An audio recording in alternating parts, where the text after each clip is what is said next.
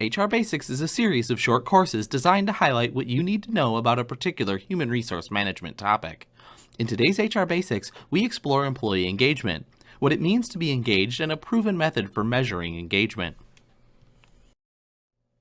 Engaged employees are those who are involved in, enthusiastic about, and committed to their work and workplace. To create an environment where people flourish, employers need to understand what it means to be an engaged employee and how to manage people for engagement in their workforce. Employee engagement is about individual and organizational performance. Employees who are engaged based on key workplace elements predict important organizational performance outcomes. Gallup's Employee Engagement Index is based on worker responses to 12 workplace elements with proven links to performance outcomes. The index provides high-level insights into the workplace by displaying the percentage of engaged, not engaged, and actively disengaged employees overall. Engaged employees are involved and enthusiastic about their work. Those who are not engaged are unattached to their work and organization. They're checked out. And finally, actively disengaged employees aren't just unhappy at work, they are resentful and potentially undermine what engaged coworkers might accomplish. In 2016, 33% of U.S. employees were engaged in their work and workplace. This is the highest number in Gallup's 15-plus years of tracking employee engagement. But it's not quite cause for celebration. The majority of employees, 51%, are not engaged and haven't been for some time. That leaves 16% of employees actively disengaged, looking to potentially undermine organizational results.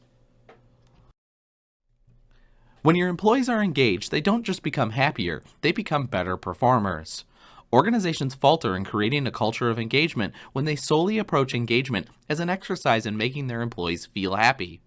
It is true that engaged employees feel better about their work and workplace.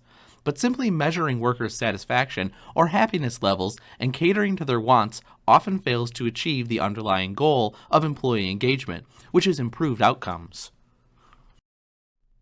Although the concept of employee engagement and job satisfaction are interrelated, they're not synonymous. Satisfaction is about the employee being happy with their job or organization. Satisfaction is an attitude, like organizational loyalty or pride. Engagement is about the employee being actively invested in their work and the value they add to the organization. Engagement predicts satisfaction, as well as many other concrete organizational results. When employees are engaged, they become emotionally attached to their work and workplace. As a result, their individual performance soars, and they propel their team and organization to improved outcomes such as higher levels of productivity, safety, and quality. Engaged employees make it a point to show up for work and do more work.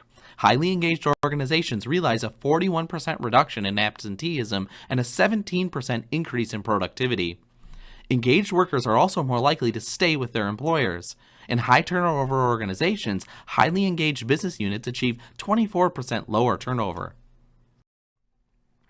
Engaged workers are more mindful of their surroundings. They are aware of safety procedures and diligent about keeping their coworkers and customers protected.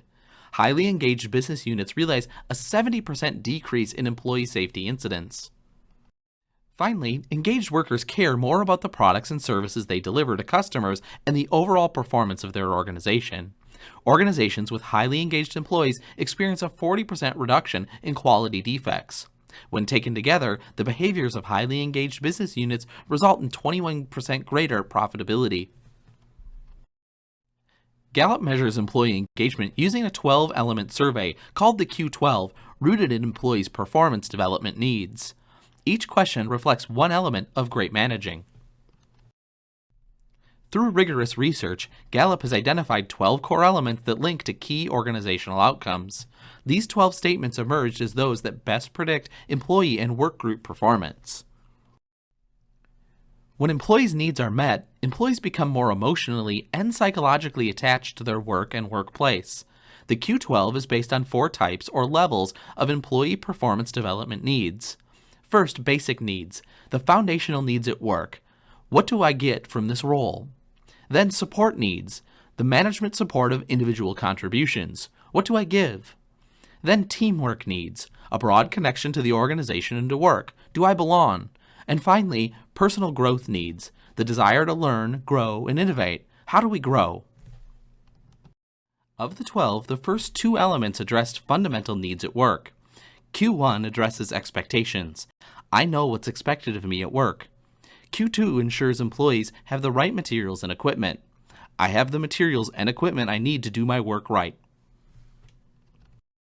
The next four elements measure individual contributions and management support. Q3 focuses on strengths at work. I have the opportunity to do what I do best every day. Q4 emphasizes recognition for good work. In the last 7 days, I've received recognition or praise for doing good work. Q5 draws on attention to unique individual needs. My supervisor or someone at work seems to care about me as a person.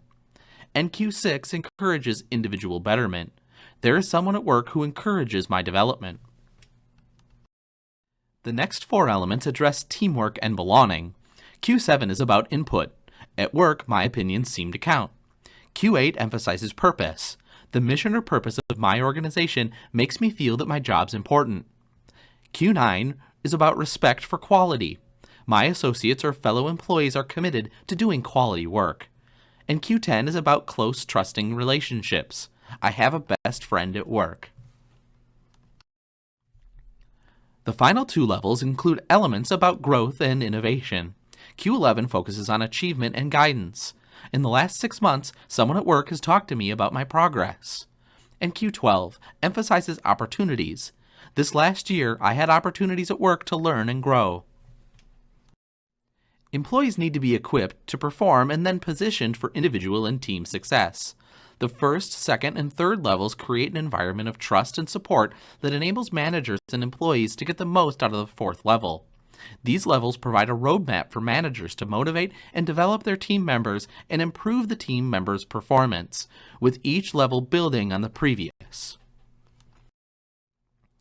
But the levels do not represent phases. Managers do not finish the first level and then move on to the second. They must ensure that employees know what's expected of them and they have the right materials or equipment to do their work while meeting the needs of the second, third, or fourth levels.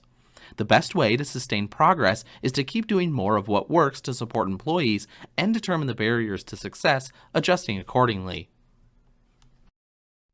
Commonly, organizations put too much emphasis on measuring engagement rather than on improving engagement. They fall into a survey trap, where viewing engagement is just a survey or a program, focusing more heavily on survey data or reports than development. Defining engagement as a percentage of employees who are not dissatisfied or are merely content with their employer.